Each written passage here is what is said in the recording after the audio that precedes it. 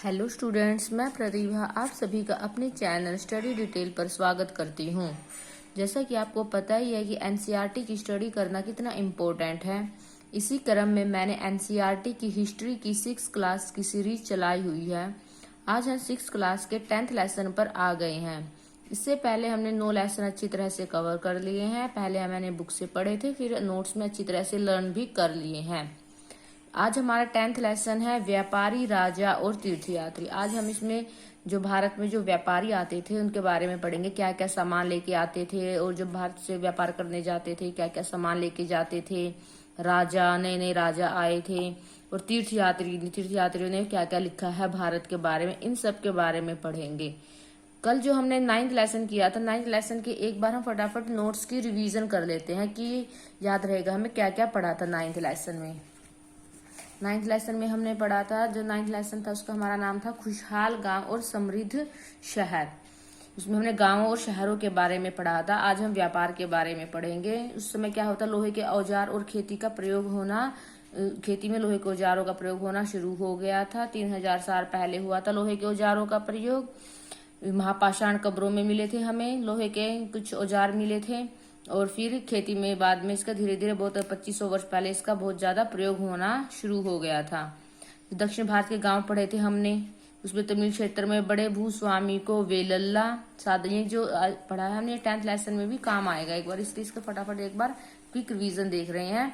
बड़े भूस्वामियों को वेलल्ला कहते थे हम दक्षिण भारत के गाँवों में।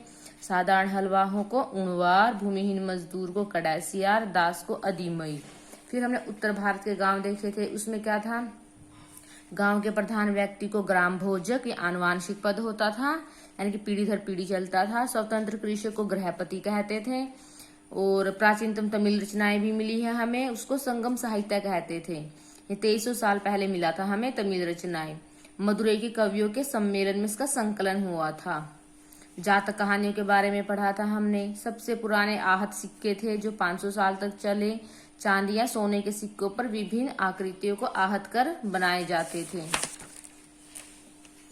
फिर हमने पढ़ा था मथुरा पढ़ा था। यह 2500 साल से भी ज्यादा समय से महत्वपूर्ण नगर रहा है, क्योंकि यह यातायात व व्यापार के 2 मुख्य रास्तों पर स्थित था। हमने देखा था कि यमुना नदी के किनारे है मथुरा। फिर 2000 साल पहले मथुरा कुषाणों की दूसरी राजधानी बनी। ये सब आज डिटेल में हम अगले लेसन में पढ़ेंगे 10th लेसन में। कपड़ों का उत्पादन पढ़ा था हमने। उत्तर में वाराणसी और दक्षिण में मदुरई। ये अर्थशास्त्र की किताब थी, चाणक्य ने लिखी थी। उसमें उन्होंने लिखा है कि उत्तर में वाराणसी और दक्षिण में मदुरई कपड़ों के उत्पादन के लिए प्रसिद्ध है। फिर हमने श्रेणी पढ़ी थी, श्रेणी बनाना शुरू कर दिया था। शिल्पकारों और व्यापारियों ने अलग अलग अपने तरीके से वो काम करते थे। शिल्पकार ट्रेनिंग देते थे, प्रशिक्षण देते थे, अपनी श्रेणी बना ली थी उन्होंने। फिर हमने अरिकामेडु का सूक्ष्म निरीक्षण पढ़ा था, पुदुचेरी में है। 2200 से 1900 साल पहले यह एक पतन था। यहाँ ईंटों से बना एक ढांचा मिला है जो संभवतः गोदाम रहा हो। पतन क्या होता है, एक बंदरगाह, इस पर बहुत ज्यादा व्यापार होता था। अरिकामेडु में भूमध्य सागरीय क्षेत्र के एम्फोरा जैसे पात्र मिले हैं। शराब या तेल जैसे तरल पदार्थ भी रखे जाते हैं। यहाँ एरेटाइन जैसे मुहर लगे लाल चमकदार पत्थर भी मिले हैं। एरेटाइन जैसे मुहर लगे लाल चमकदार पत्थर भी मिले हैं हमें। इन्हें इटली के शहर के नाम पर एरेटाइन पात्र के नाम से जाना जाता है। इसे मुहर लगे सांचे पर गीली चिकनी मिट्टी को दबाकर बनाया जाता था। यहाँ रोमन लैंप, शीशे के बर्तन और रत्न भी मिले हैं। यानी कि जो अरिकामेडु है इसमें बहुत ज्यादा व्यापार होता था। रोमन के साथ बहुत ज्यादा व्यापार होता था। छोटे छोटे कुंड भी मिले हैं। कपड़े की रंगाई के पात्र रहे होंगे। कई बर्तनों पर ब्राह्मी लिपि में अभिलेख भी मिले हैं, इसलिए इन्हें तमिल ब्राह्मी अभिलेख भी कहते हैं। ठीक है, ये हमने पढ़ लिया था 9th लेसन। अब हम 10th लेसन देख लेते हैं। 10th लेसन की, क्योंकि 9th से आगे एक्सप्लेन होता है, इससे मिला होता है। एक बार रिवीजन कर लेते हैं। 10th लेसन पढ़ेंगे अब हम। व्यापार और व्यापारियों के बारे में जानकारी। इसमें व्यापारियों के बारे में पढ़ेंगे। भारत में बहुत ज्यादा व्यापार होने लग गया था। अध्याय 9 में हमने उत्तर के काले पॉलिश वाले बर्तनों के बारे में पढ़ा है। काले पॉलिश वाले बर्तन मिले हैं उत्तर में हमें। भारत के उत्तर में ये खूबसूरत बर्तन, खासतौर से इनकी कटोरियां और थालियां इस उपमहाद्वीप के अनेक पुरास्थलों से मिले हैं। सवाल उठता है कि इन जगहों पर ये बर्तन कैसे पहुंचे होंगे।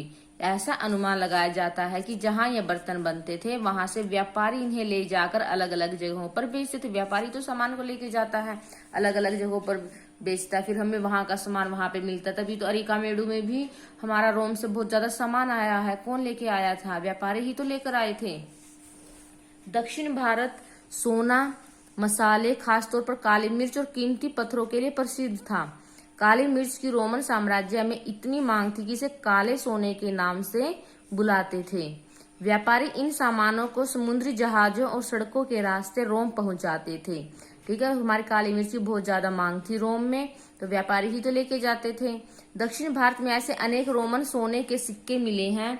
इससे यह अंदाजा लगाया जाता है कि उन दिनों रोम के साथ बहुत अच्छा व्यापार चल रहा था। हमने पढ़ा था पिछले लेसन में, रोम का अरिकामेडू दक्षिण भारत में है, बहुत अच्छा व्यापार चल रहा था। ठीक है, व्यापारी ने बहुत सारे रास्ते खोज लिए थे व्यापार करने के। समुद्र के रास्ते भी जाते थे, भूमि के रास्ते भी जाते थे। ठीक है, बहुत ज्यादा व्यापार होने लग गया था। फिर व्यापार से जुड़ी एक कविता, ये 2300 साल पहले, हमें संगम कविताएं पढ़ा था ना पीछे, संगम कविताएं 2300 साल पहले हुई थी, मदुरै के कवियों का ने संकलन किया था। नीचे लिखी कविता में पूर्वी समुद्र तट पर स्थित पुहार पतन पर लाए जाने वाले माल का वर्णन मिलता है। पूर्वी है भारत में, पूर्व की तरफ है समुद्र तट, वहां पर पुहार पतन है। उसमें वर्णन है, समुद्री जहाजों पर लाए गए तेज तर्रार घोड़े, गाड़ियों पर काली मिर्च की गठरियां, हिमालय से मिले रत्न और सोना, ये सब सामान आता था। ठीक है, गाड़ियों पर काली मिर्च की गठरियां आती थी, हिमालय से रत्न और सोना लेके जाते थे। दक्षिण की पहाड़ियों से चंदन की लकड़ियां, दक्षिण सागर के मोती और पूर्वी सागर के मूंगे, गंगा और कावेरी की फसलें, कावेरी बहुत उपजाऊ मैदान था। श्रीलंका से आए खाद्यान्न, म्यांमार के बने मिट्टी के बर्तन और दुर्लभ कीमती आयात। म्यांमार से मिट्टी के बर्तन आते थे और दुर्लभ कीमती आयात भी आते थे। ये सब व्यापार के बारे में लिखा गया है। व्यापारियों ने कई समुद्री रास्ते खोज निकाले थे। इनमें से कुछ समुद्र के किनारे चलते थे, कुछ अरब सागर और बंगाल की खाड़ी भी पार करके जाते थे। नाविक मानसूनी हवा का फायदा उठाकर अपनी यात्रा जल्दी पूरी कर लेते थे। वे अफ्रीका या अरब के पूर्वी तट से इस उपमहाद्वीप के पश्चिमी तट पर पहुंचना चाहते थे। जो अगर अफ्रीका से आते हैं तो वो भारत के पश्चिमी तट पर पहुंचना चाहते थे। दक्षिण पश्चिम मानसून के साथ चलना पसंद करते थे। इन लंबी यात्राओं के लिए मजबूत जहाजों का निर्माण किया जाता था। अगर भारत के पश्चिमी तट की बात करें तो कौन सा आते हैं? पश्चिम भारत की पश्चिमी दिशा में गुजरात, महाराष्ट्र, ठीक है, ये सब आते हैं, तमिलनाडु, केरल, तो इस तट पर आना चाहते थे। समुद्री तटों से लगे राज्य, भारत में बहुत ज्यादा राज्य है जो नीचे से समुद्री तटों से, जो हमारा जो भारत का नीचे से जो एरिया है ये सारा समुद्र से ही लगा हुआ है। इस उपमहाद्वीप के दक्षिण भाग अगर बात करें सबसे बड़ा तटीय प्रदेश है। इनमें बहुत से पहाड़, पठार और नदी के मैदान भी हैं। नदियों के मैदानी इलाकों में बात करें तो कावेरी का मैदान सबसे उपजाऊ है। कावेरी, यहाँ कावेरी नदी है, उसका मैदान सबसे उपजाऊ है। मैदानी इलाकों और तटीय इलाकों के सरदारों और राजाओं के पास धीरे धीरे काफी संपत्ति और शक्ति हो गई थी, क्योंकि व्यापार करने लग गए थे। व्यापार से बहुत मुनाफा होता है। संगम कविताओं में मुवेंदार की भी चर्चा मिलती है। एक मुवेंदार शब्द है, यह एक तमिल शब्द है जिसका अर्थ होता है तीन मुखिया। इसका प्रयोग 3 शासक परिवारों के लिए किया जाता था। ठीक है, 3 मुख्य शासक थे, उनके लिए मुवेंदार शब्द का प्रयोग होता था। वे कौन कौन से थे? चोल, चेर और पांड्या, जो करीब 2300 साल पहले दक्षिण भारत में काफी शक्तिशाली माने जाते थे। 2300 साल पहले आए थे ये चोल, चेर और पांड्या। ये इनका विकास हो गया था, शासन करना शुरू कर दिया था। हम इसको मैप में देख सकते हैं 113 पेज नंबर पर। ये रहा हमारा चोल, ये रहा चोल, चेर, पांड्य। चोल, चेर, पांड्य, पुहार पतन है। पुहार ही चोलों की राजधानी थी, मुख्य पतन था चोलों के काल में। ठीक है, ये रहा चोल, चेर, पांड्य। चोल, चेर, पांड्य, ऐसे चोल, चेर, पांड्य। ठीक है, पुहार पतन है ये रहा। इन तीनों मुखियाओं के अपने 2-2 सत्ता केंद्र थे, 2-2 बहुत मुख्य केंद्र थे। इनमें से एक तटीय हिस्से में था, दूसरा अंदरूनी, तटीय मतलब समुद्र के किनारे था एक तो, और एक अंदरूनी अंदर था। इस रक्षा केंद्रों में से 2 सबसे महत्वपूर्ण थे। एक था चोलों का पतन पुहार, पुहार से बहुत ज्यादा व्यापार होता था, या कावेरी पट्टिनम, और दूसरा पांड्यों की राजधानी मदुरई। ठीक है, पांड्यों की राजधानी कौन सी थी? मदुरई। लर्न कर सकते हैं। ये मुखिया लोगों से नियमित कर के बजाय उपहारों की मांग करते थे। जो मुखिया लोग होते थे ना, जहाँ पे रहते थे गांव में, शहर में, तो ये कर की मांग नहीं करते, तो उपहार की मांग करते थे। कभी कभी ये सैनिक अभियान पर भी निकल पड़ते थे और आसपास के इलाकों से शुल्क भी वसूल कर लाते थे। इनमें से कुछ धन वे अपने पास रख लेते थे, बाकी अपने समर्थकों, नाते रिश्तेदारों, सिपाहियों और कवियों के बीच बांट देते थे। अनेक संगम कवियों ने उन मुखियाओं की प्रशंसा में कविताएं भी लिखी हैं, जो उन्हें कीमती जवाहरात, सोने, घोड़े, हाथी, रथ या सुंदर कपड़े दिया करते थे। ठीक है, मुखिया उनको प्रशंसा में कविता लिखते थे फिर कवि। इसके लगभग फिर 200 वर्षों बाद पश्चिम भारत में सातवाहन नामक राजवंश का प्रभाव बढ़ गया। पश्चिम भारतीय, वो दक्षिण भारत में थे चोल, चेर और पांड्य। फिर 200 वर्षों बाद, यानी कि 2100 साल पहले आज से, सातवाहन देख लेते हैं हम, पश्चिम भारत में पड़ता है ये रहा सातवाहन यहाँ पे। ठीक है, पश्चिम भारत महाराष्ट्र में पड़ता है। फिर इस पे ये सातवाहनों का प्रभाव बढ़ गया। सातवाहनों का सबसे प्रमुख राजा कौन था? गौतमी पुत्र श्री सातकर्णी था। श्री सातकर्णी था। उसके बारे में हमें उसकी मां गौतमी बलश्री के एक अभिलेख से पता चलता है। वह और अन्य सभी सातवाहन शासक दक्षिणापथ के स्वामी कहे जाते थे। इनको दक्षिणापथ के स्वामी, क्योंकि बीच में पड़ता है पश्चिम, अगर किसी को दक्षिण की तरफ जाना होता था इसको क्रॉस करके जाना पड़ेगा, दक्षिण की ओर जाने वाला रास्ता। ठीक है, दक्षिणापथ का शाब्दिक अर्थ है दक्षिण की ओर जाने वाला रास्ता होता है। इसके द्वारा ही हम दक्षिण की ओर जा सकते हैं। पूरे दक्षिणी क्षेत्र के लिए भी यही नाम प्रचलित था। श्री सातकर्णी ने पूर्वी, पश्चिमी और दक्षिणी तटों पर अपनी सेनाएं भेजी। अब है रेशम मार्ग की कहानी। व्यापार के बारे में पढ़ रहे हैं, उसमें रेशम मार्ग भी बहुत फेमस था।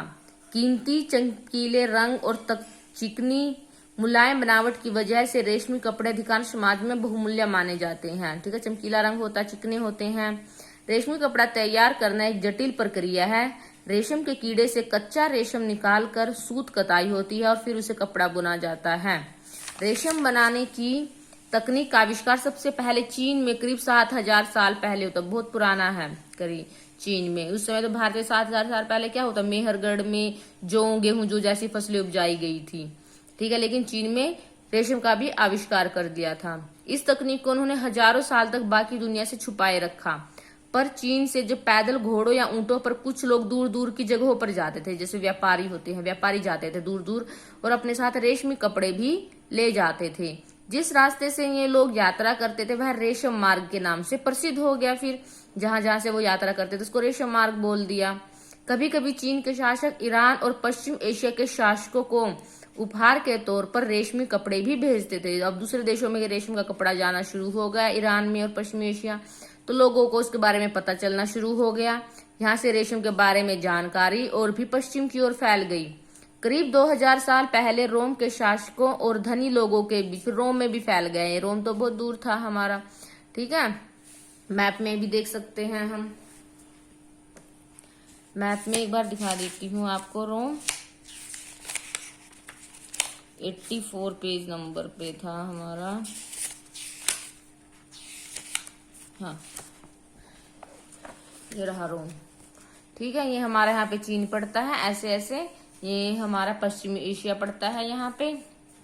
ये रहा रोम, भूमध्य सागर, ये रहा रोम। ठीक है, ऐसे ऐसे व्यापार होता था भारत का रोम के साथ, अरिकामेडु के साथ, ऐसे ऐसे। ये पोडुका में जाते थे। अरिकामेडु का प्राचीन नाम है पोडुका। ठीक है, तो फिर ऐसे ही फिर ये रोम भी कपड़ा जाने लग गया था, यहाँ से जाने लग गया था। भारत के साथ तो व्यापार होता था ही रोम का। भारत रेशमी कपड़ा मंगाता था, फिर रेशमी कपड़ा रोम को भी भेजता था। आगे हम पढ़ेंगे। रोम के शासकों और धनी लोगों के बीच रेशमी कपड़ा पहनना एक फैशन बन गया। इनकी कीमत बहुत ही ज्यादा होती थी, क्योंकि चीन से इसे लाने में दुर्गम पहाड़ी और रेगिस्तानी रास्तों से होकर जाना पड़ता था। यही नहीं, रास्ते के आसपास रहने वाले लोग व्यापारियों से यात्रा शुल्क भी मांगते थे। अब इतना बड़ा रास्ता कवर करना पड़ता था, उन्हें यात्रा करनी पड़ती, तो रास्ते में लुटेरे भी होते थे। ठीक है, लुटेरे भी लूट लेते थे, यात्रा शुल्क भी मांगते थे व्यापारियों से। हमने मानचित्र 6 में देखा, इसमें सिल्क रूट और उसकी शाखाओं को दिखाया गया। कुछ शासक इसके बड़े बड़े हिस्सों पर अपना नियंत्रण करना चाहते थे। क्यों चाहते थे? ताकि वो शुल्क वसूल सके। शुल्क और तोहफे के जरिए उनको लाभ मिलता था। इसके बदले ये शासक इन व्यापारियों को अपने राज्य से गुजरते वक्त फिर लुटेरों के आक्रमणों से सुरक्षा भी देते थे। अब जो राजा वहां इस क्षेत्र पर जो राज्य करता था, तो वो लुटेरों से भी बचाता था उन व्यापारियों को आने जाने में। सिल्क रूट पर नियंत्रण रखने वाले शासकों में सबसे प्रसिद्ध कुषाण थे। कुषाण का सबसे ज्यादा नियंत्रण था सिल्क रूट पर। वो सिल्क रूट पर नियंत्रण करता था, शुल्क वसूलता था व्यापारियों से। करीब 2000 साल पहले मध्य एशिया और पश्चिमोत्तर भारत पर इनका शासन था। ये 2000 साल पहले आए थे, इनका शासन हुआ था। पेशावर और मथुरा इनके दो मुख्य शक्तिशाली केंद्र थे। पेशावर और मथुरा, मथुरा हमने पढ़ा था ना पिछले लेसन में, इनकी दूसरी राजधानी थी। तक्षशिला भी इनके ही राज्य का हिस्सा था। इनके शासनकाल में ही सिल्क रूट की एक शाखा मध्य एशिया से होकर सिंधु नदी के मुहाने के पत्तनों तक जाती थी। ठीक है, मध्य एशिया से आते थे ये। फिर एक यहाँ पे अगर इंडिया की बात करें तो यहाँ पे सिंधु नदी के मुहाने के पत्तनों पर आता था, फिर सिल्क, और फिर यहाँ से जहाजों द्वारा रेशम पश्चिम की ओर, फिर रोमन साम्राज्य की ओर जाता था। ठीक है, भारत से ऐसे रोम की तरफ सिल्क भेजते थे। इस उपमहाद्वीप में सबसे पहले सोने के सिक्के जारी करने वाले शासकों में कुषाण। अगर पूरे उपमहाद्वीप की बात करें, भारत, नेपाल, अफगानिस्तान, पाकिस्तान, जो भारत के पड़ोसी देश हैं, भूटान, ठीक है, ये सब उपमहाद्वीप में आते हैं। सिल्क रूट पर यात्रा करने वाले व्यापारी इनका उपयोग किया करते थे। सिक्कों का कपड़ा खरीदते थे, कुछ भी शुल्क वगैरह देते थे। ठीक है, हमने पढ़ लिया व्यापारियों के बारे में, पढ़ लिया सिल्क रूट के बारे में, पढ़ लिया। अब हम बौद्ध धर्म के बारे में पढ़ेंगे। बौद्ध धर्म का भी प्रसार हो गया था। कुषाणों का सबसे प्रसिद्ध राजा कनिष्क था। उसने करीब 1900 साल पहले शासन किया था। 1900 साल पहले आए थे ये। उसने एक बौद्ध परिषद का गठन किया जिसमें एकत्र होकर विद्वान महत्वपूर्ण विषयों पर विचार विमर्श करते थे। ठीक है, बौद्ध परिषद का गठन किसने किया था? कनिष्क ने किया था। अगर हम 1900 साल की बात करें, आज से 1900 साल पहले की, अगर ईसा की बात करें तो ये 100 ईसा आप बोल सकते हैं, 100 ईस्वी में आए थे ये। ठीक है, क्योंकि हम 2000 साल पहले की बात कर रहे हैं, आज से 2000 साल पहले, लेकिन ये 1900 साल और हो गया है। ठीक है, बुद्ध की जीवनी, बुद्ध चरित के अगर ये मान 2100 होता तो 100 ईस्वी पूर्व होता। 100 ईस्वी पूर्व, क्योंकि ये 2000 से पीछे है, अभी ईसा पूर्व चल रहा है। बुद्ध की जीवनी, बुद्ध चरित के रचनाकार कवि अश्वघोष कनिष्क के दरबार में ही रहते थे। जी इंपोर्टेंट है। अगर बुद्ध की जीवनी का क्या नाम है? बुद्ध चरित। इसके रचनाकार कौन थे? कवि अश्वघोष। ठीक है, कनिष्क अश्वघोष ऐसे लर्न करते हैं। शायद क्वेश्चन आ सकता है कि अश्वघोष किसके दरबार में रहते थे? कनिष्क के दरबार में रहते। अश्वघोष कनिष्क। ठीक है, कनिष्क के दरबार में रहते थे। अश्वघोष और अन्य बौद्ध विद्वानों ने अब संस्कृत में भी लिखना शुरू कर दिया था। पहले प्राकृत में लिखी जाती थी बौद्ध धर्म के बारे में जो भी शिक्षाएं थी, लेकिन अब इन्होंने संस्कृत में भी लिखना शुरू कर दिया था। इस समय फिर बौद्ध धर्म की एक नई धारा महायान का भी विकास हुआ। नई धारा बनी थी एक महायान। सबसे पहले तो पुरानी धारा वो हीनयान है। हीनयान और महायान में कुछ डिफरेंस था। जैसे इसकी दो मुख्य विशेषताएं थी महायान की। पहले तो मूर्तियों में बुद्ध की उपस्थिति सिर्फ कुछ संकेतों के माध्यम से दर्शाई जाती थी। मिसाल के तौर पर उनकी निर्वाण प्राप्ति को पीपल के पेड़ की मूर्ति द्वारा दर्शाया। सिर्फ पीपल का पेड़ बना दिया जाता था और प्रतीक के तौर पर हमें समझ जाते थे कि बुद्ध की मूर्ति है। इन्होंने पीपल के पेड़ के नीचे ही ज्ञान प्राप्त किया था। पर अब बुद्ध की प्रतिमाएं बनाई जाने लगी पूरी की पूरी। पहले पूरी प्रतिमा नहीं होती थी, सिर्फ संकेतों के माध्यम से समझाया जाता था। इनमें से अधिकांश मथुरा में तो कुछ तक्षशिला में बनाई जाने लगी, क्योंकि ये कुषाणों का प्रसिद्ध फेमस केंद्र थे ये। मथुरा, तक्षशिला, पेशावर हमने पढ़ा था पीछे। ठीक है, यहाँ पे मूर्तियां बनाई जाती थी। दूसरा परिवर्तन बोधिसत्व में आस्था को लेकर भी आया। बोधिसत्व उन्हें कहते हैं जो ज्ञान प्राप्ति के बाद एकांतवास करते हुए ध्यान साधना कर सकते हैं। बिल्कुल एकांत में रहना, कोई पारिवारिक मोह नहीं होता, कोई परिवार के साथ नहीं रहना, बिल्कुल अलग एकांत में रहना है। लेकिन अब वो क्या करने लग गए? ऐसा करने के बजाय वे लोगों को शिक्षा देने और मदद करने के लिए सांसारिक परिवेश में रहना ठीक समझने लगे। अब वो सांसारिक परिवेश में रहकर ही लोगों की मदद करने लगे, शिक्षा देने लगे। अब वो जरूरी नहीं समझते थे कि हमें एकांत में ही रहना जरूरी है। यानी कि थोड़ा बहुत आस्था में लेकर भी परिवर्तन आया। धीरे धीरे बोधिसत्व की पूजा काफी लोकप्रिय होगी, पूजा करने लग गए बोधिसत्व की, और पूरे मध्य एशिया, चीन और बाद में कोरिया और जापान तक भी फैल गई। बौद्ध धर्म का प्रसार पश्चिमी और दक्षिणी भारत में हुआ ज्यादातर, जहां बौद्ध भिक्षुओं के रहने के लिए पहाड़ों में दर्जनों गुफाएं खोदी गई। अगर भारत पूछा जाए कहाँ पे ज्यादा प्रसार था बौद्ध धर्म का, पश्चिमी और दक्षिणी भारत में। फिर इनमें से कुछ गुफाएं राजा और रानियों के आदेश पर बनाई गई, तो कुछ व्यापारियों और कृषकों द्वारा भी बनाई गई। इनमें से ज्यादातर गुफाएं पश्चिमी घाट के दर्रों के पास बनाई गई। दर्रे क्या होते हैं? पहाड़ों में से आने जाने का रास्ता होता है, प्राकृतिक रास्ता होता है, पहाड़ों के बीच में से रास्ता निकलता है, लोग आ जा सकते हैं। दक्कन के शहरों और तटों के समृद्ध बंदरगाहों और इन्हें जोड़ने वाली सड़कें भी फिर इन्हीं दर्रों से होकर गुजरती, सड़कें बना दी गई। ऐसा लगता है कि यात्रा करने वाले व्यापारी इन्हीं गुफाओं वाले मठों में विश्राम के लिए रुकते थे। व्यापारी थे वो भी इन्हीं जो दर्रों में जो बनाई गई थी, गुफाएं बनाई गई थी, उन गुफाओं में विश्राम करने के लिए रुकते थे। बौद्ध धर्म दक्षिण पूर्व की ओर श्रीलंका में भी फैल गया। म्यांमार, अगर दक्षिण पूर्व नीचे की तरफ बात करें, श्रीलंका, म्यांमार, थाईलैंड, इंडोनेशिया सहित दक्षिण पूर्व एशिया के अन्य भागों में भी फैला। ठीक है, ये बाएं ये मथुरा में एक बनी बुद्ध की प्रतिमा है, पूरी की पूरी मूर्ति है। ये तक्षशिला में बनी मूर्ति है। ठीक है। थेरवाद नामक बौद्ध धर्म का आरंभिक रूप था। थेरवाद इन्हीं क्षेत्रों में कहीं अधिक प्रचलित। जो आरंभिक रूप था ना थेरवाद, जैसे मैंने बताया था, बिल्कुल प्रतीकात्मक रूप में करते थे उसको, ऐसी सीधी मूर्ति नहीं बनाते थे, प्रति से पीपल के पेड़ की मूर्ति बना दी जाती थी। फिर है तीर्थ यात्रियों की जिज्ञासा। ये कार्ले की गुफा है, ये पहाड़ी को काट कर ही बनाई गई है, पहाड़ है इसको काट कर बनाई गई है, महाराष्ट्र में है। तीर्थ यात्रियों की जिज्ञासा। व्यापारी काफिलों में तथा जहाजों पर दूर दूर जाया करते थे। बहुत से तीर्थ यात्री भी उनके साथ यात्रा पर निकल पड़ते थे। तीर्थ यात्री वे स्त्री पुरुष होते हैं जो प्रार्थना के लिए पवित्र स्थानों की यात्रा किया करते हैं। तीर्थ पवित्र स्थानों की यात्रा करेंगे। ठीक है। इसी तरह फिर भारत की यात्रा पर आया चीनी बौद्ध तीर्थ यात्री ही थे। ये फाशियन काफी प्रसिद्ध है। सबसे पहले आए थे फाशियन। वह करीब 1600 साल पहले आया था। 1600 साल पहले आया था आज से। ठीक है। तो फिर ईसा पूर्व की बात करें तो हम 600 ईस्वी में आया था ये। ठीक है। 1600 साल पहले आया था। तो अगर हम इस ईस्वी की बात करते 600 ईस्वी में आया था। स्वयं तशांग 1400 साल पहले भारत आया था और करीब 50 साल बाद फिर इत्सिंग आया। वे सब बुद्ध के जीवन से जुड़ी जगहों और प्रसिद्ध मठों को देखने के लिए भारत आए थे। ठीक है। ये 400 ईस्वी आएगा यहाँ पे। 400 2000 साल हो गया ना। 2000 में से अगर हम 400 घटाएंगे तो 400 ईस्वी में आए थे फाशियन। ये जो 1400 है ये 600 ईस्वी में आए थे। फिर स्वयं तशांग। ठीक है। स्वयं तशांग आए थे। इसको हेनसांग भी बोलते हैं स्वयं तशांग को। इसको फायान स्वयं तशांग को हेनसांग। ये आए थे हर्षवर्धन के समय में आए थे स्वयं तशांग। और जो फाशियन आए थे ये चंद्रगुप्त द्वितीय के काल में आए थे। ठीक है। इन सब के बारे में हम आगे पढ़ेंगे। फिर 50 साल बाद इत्सिंग आया था। वे सब बुद्ध के जीवन से जुड़ी जगहों और प्रसिद्ध मठों को देखने के लिए भारत आए थे। इनमें से प्रत्येक तीर्थ यात्री ने अपनी यात्रा का वर्णन लिखा। किताबों में लिखते रहते थे, ये अपनी यात्रा का वर्णन करते थे। इन्होंने अपनी यात्रा के दौरान आई मुश्किलों के बारे में भी लिखा। इन यात्रा में कई वर्ष लग जाया करते थे। जिन देशों और मठों को उन्होंने देखा उनके बारे में उन्होंने लिखा और उन किताबों के बारे में भी उन्होंने लिखा जिन्हें वे अपने साथ ले गए थे। फाशियन चीन वापस कैसे लौटा, वे इसके बारे में पढ़ लेते हैं।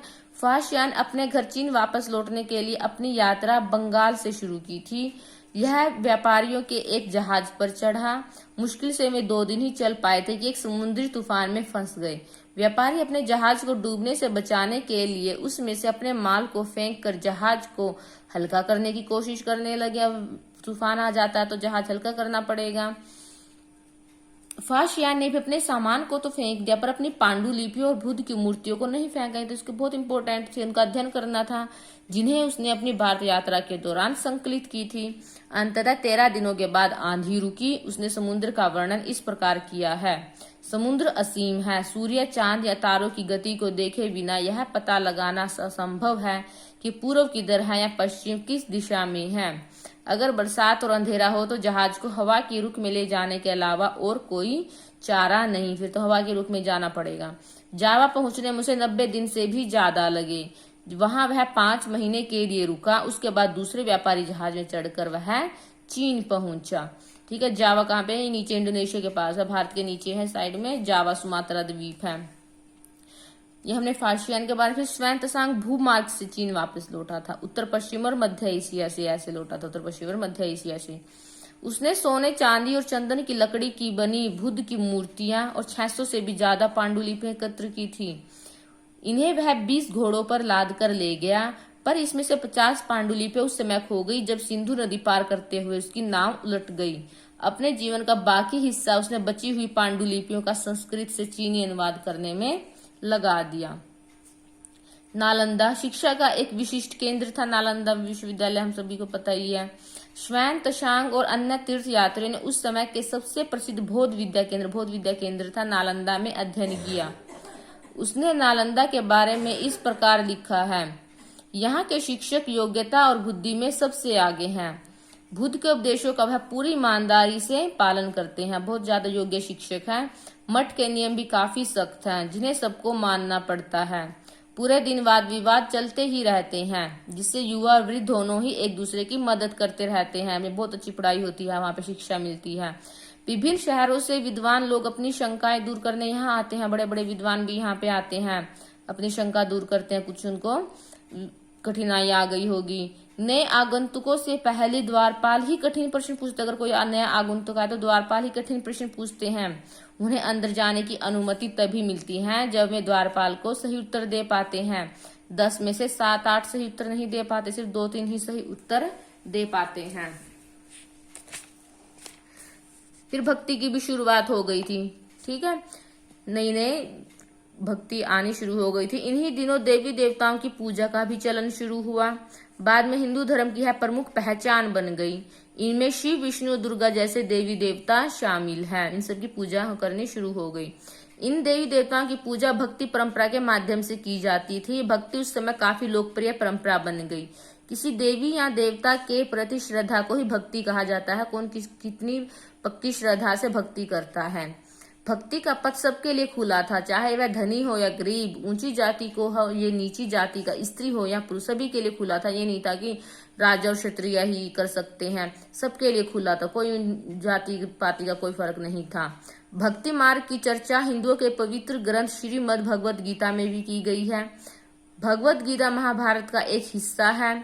इसमें भगवान कृष्ण अपने भक्त और मित्र अर्जुन को सभी धर्मों को छोड़कर उनकी शरण में आने का उपदेश देते हैं, क्योंकि केवल कृष्ण ही अर्जुन को सारी बुराइयों से मुक्ति दिला सकते हैं। पूजा का यह रूप धीरे धीरे देश के विभिन्न भागों में फैलने लगा। भक्ति मार्ग अपनाने वाले लोग आडंबर के साथ पूजा पाठ करने के बजाय ईश्वर के प्रति लगन और व्यक्तिगत पूजा पर जोर देते थे। पूजा करते थे, एकांत में बैठकर ईश्वर को याद करते थे।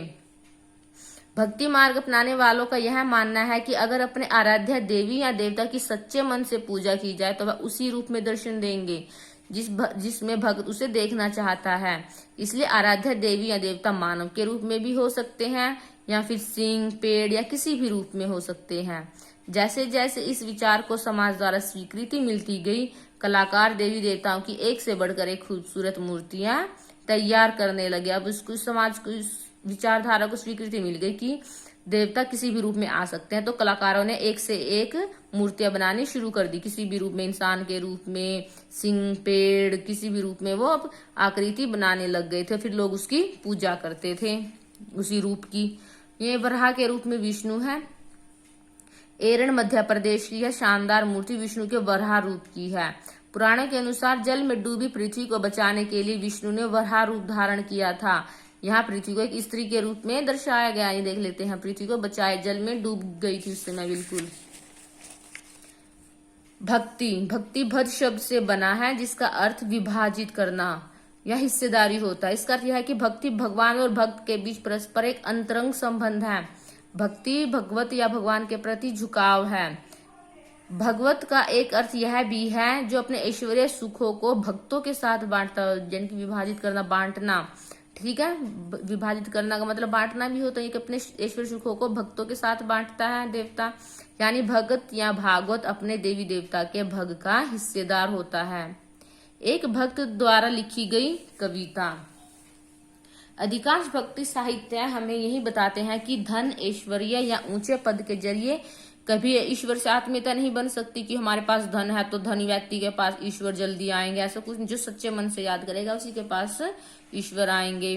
करीब 1400 साल पहले शिव भक्त अप्पार द्वारा तमिल में लिखी कविता का यह एक अंश है। शिव भक्त अप्पार थे ये, ठीक है। अप्पार एक वेल्लाल था। वेल्लाल हमने पढ़ा था पिछले लेसन में, अध्याय 9 में। वेल्लाल क्या थे? एक बड़े भूस्वामी थे। दक्षिण में इनको बड़े भूस्वामी कहा जाता था।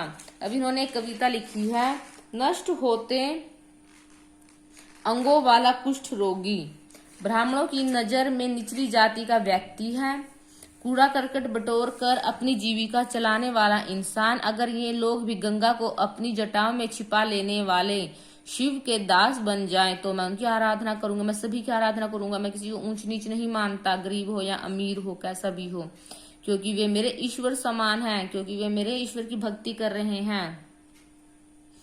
देवी देवताओं का विशेष सम्मान होता था, इसलिए विशेष जगहों पर ही इन मूर्तियों का रखा जाता, यानी कि कहीं भी मूर्तियां रख दी, इनके लिए पूरा स्थान तैयार किया जाता था। इन स्थानों को ही मंदिर कहते हैं। मंदिर बनवाए गए मूर्तियों के लिए, फिर वहां पे मूर्तियां स्थापित की जाती है। अध्याय 12 में हम इन मंदिरों के बारे में पढ़ेंगे।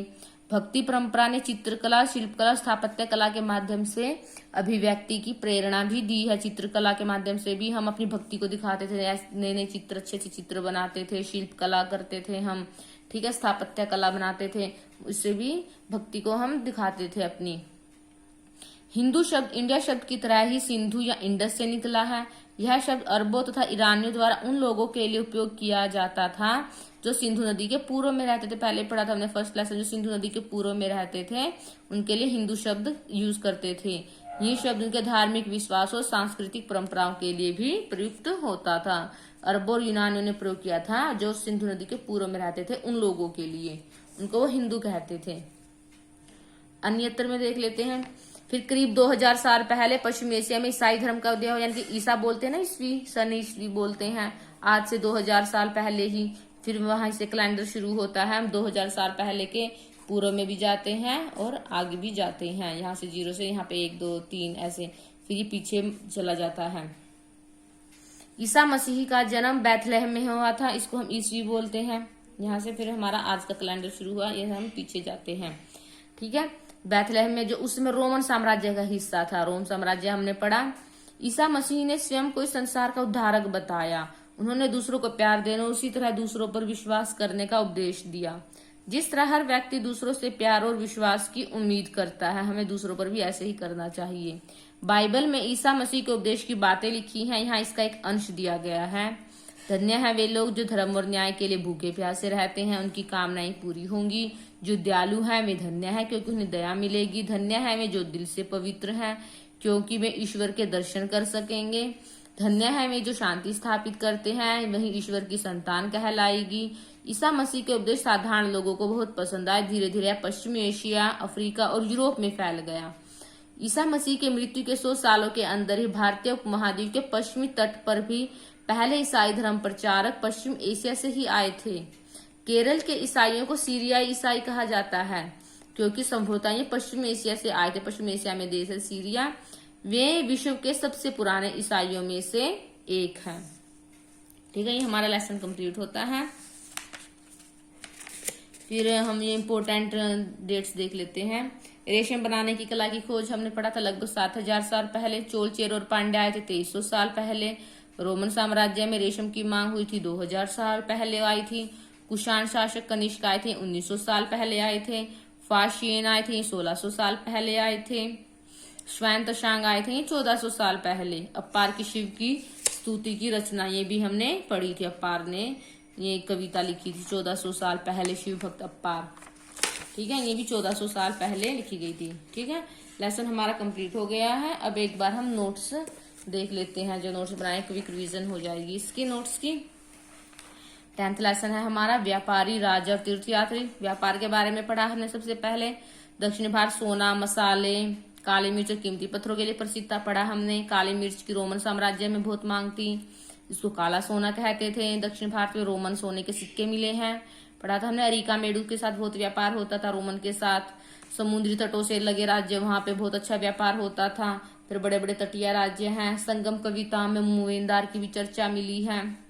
नए नए राजा आ गए थे। मुवेंदार का अर्थ है तीन शासक परिवार थे, चोल, चेर और पांड्या। ये 2300 साल पहले आए थे, चोल, चेर और पांड्या। ठीक है, इंपॉर्टेंट है। चोल, चेर और पांड्या कब आए थे? 2300 साल पहले।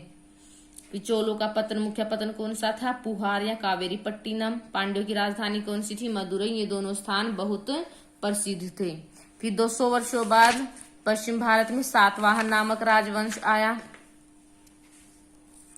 इनके 200 वर्षों बाद, इनकी 2100 साल पहले, अगर हम आज से 2100 साल पहले की बात करें तो सातवाहन नामक आज से नामक ये पश्चिम में पड़ता था और इसके लिए हम दक्षिणापथ की दक्षिण की ओर जाने वाला रास्ता था, तो इसको क्रॉस करके ही हम दक्षिण की तरफ जा सकते थे। सबसे प्रसिद्ध राजा गौतमीपुत्र श्री सातकर्णी था। इसके बारे में हमें उसकी माँ के अभिलेख गौतमी बलश्री के अभिलेख से पता चलता है। इन्होंने अभिलेख छपवाया था। सभी सातवाहन शासक दक्षिणापथ के स्वामी कहे जाते थे। ठीक है, ये इंपॉर्टेंट है, क्वेश्चन पूछ सकते हैं कि लाइन वाइज बताओ कौन से राजा पहले आए थे। चोल, चेर, पांड्या 2300 साल पहले, फिर 2100 साल पहले सातवाहन। फिर है रेशम मार्ग की कहानी पढ़ी थी हमने। रेशम के कीड़े से कच्चा रेशम निकालकर होती है सूत कताई। सबसे पहले चीन में 7000 साल पहले रेशम बनाने लगे थे। चीन के शासक ईरान और पश्चिम एशिया के शासकों को उपहार के तौर पर रेशमी कपड़े भेजते थे। फिर 2000 साल पहले रोम में भी रेशम के कपड़े पहनना फैशन बन गया।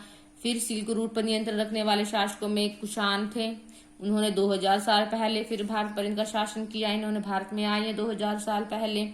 पेशावर और मथुरा इनके दो मुख्य केंद्र थे। इस उपमहाद्वीप में सबसे पहले सोने के सिक्के जारी किए कुषाणों ने किए थे।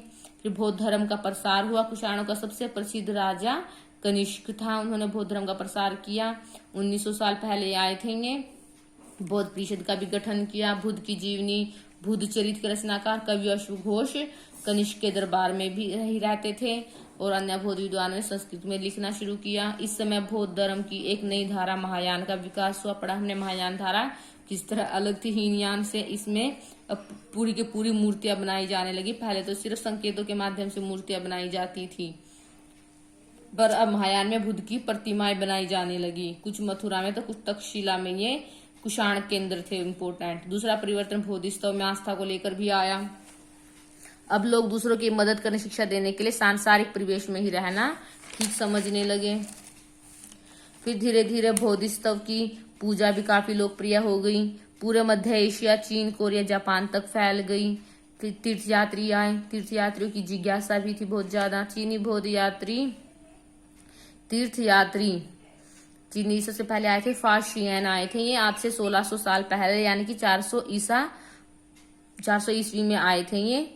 और श्री स्वयं तसांग आए थे 1400 साल पहले आए थे। अगर 400 ईस्वी में आए थे ये स्वयं, अगर यहाँ पे मान ले ज्यादा होता 2000 से ज्यादा होता तो ईसा पूर्व होता, लेकिन ये 2000 से कम है, 1600 साल है, तो यानी कि आज 400 ईस्वी में आए थे। फिर स्वयं तसांग आए थे, उनके बाद 1400 साल पहले आए थे। इत सिंह 1350 साल पहले, 50 साल बाद आए थे स्वयं तसांग के। ने उस समय के सबसे प्रसिद्ध बौद्ध विद्या केंद्र नालंदा में अध्ययन किया। भक्ति की यहाँ पे अगर हम 1400 साल पहले आए थे तो यहाँ पे 1450 आएगा। ठीक है, 1450 साल पहले आए थे आज से। ठीक है, 50 साल बाद आए थे। स्वयं तसांग ने बौद्ध विद्या केंद्र नालंदा में अध्ययन किया। भक्ति की शुरुआत, देवी देवताओं की पूजा का चलन शुरू हुआ। भक्ति की शुरुआत हो गई थी, तीर्थयात्री भी आ गए, फिर उनके बाद भक्ति की शुरुआत हुई। इनमें शिव, विष्णु और दुर्गा जैसी देवी देवता शामिल हैं। भक्ति का पथ सबके लिए खुला था। फिर हमने वराह के रूप में विष्णु की मूर्ति भी देखी है, एरण मध्य प्रदेश से मिली है। ठीक है, तो ये सब हमारा लेसन कंप्लीट होता है। इसमें हमने क्या पढ़ा था? व्यापारी आए, राजा आए और तीर्थयात्रियों के बारे में पढ़ा। भक्ति की भी शुरुआत हो गई। ठीक है, नए नए राजाओं के बारे में कौन कौन से राजा पढ़े हमने? चोल, चेर और पांड्या 2300 वर्ष पहले आए थे। फिर चोल, चेर, पांड्या के बाद 200 साल बाद सातवाहन आए 2100 में। फिर 2000 में कौन आए? फिर कुषाण शासक आए। ठीक है, ये हमने 3 मुख्य राजाओं की वंशावली पढ़ी। ठीक है, ये हमारा लेसन कंप्लीट होता है। अगर आपको वीडियो पसंद आई है तो चैनल को सब्सक्राइब, शेयर और लाइक जरूर करना। धन्यवाद।